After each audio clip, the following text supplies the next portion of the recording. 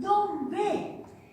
D'on surt? Quin és l'origen del nas vermell del pallasso? Però si això ho sap tothom, botiquina.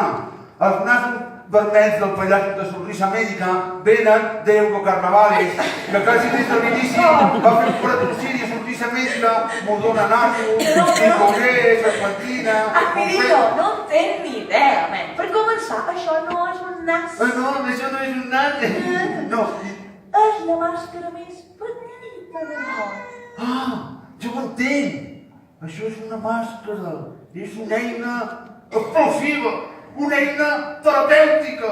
Igual que jo soc una eina terapèutica. Mira, me poso així i soc una eina terapèutica. Això sí, també soc una eina terapèutica. És vera. Per això per nosaltres és tan important utilitzar la tècnica del nas, no nas.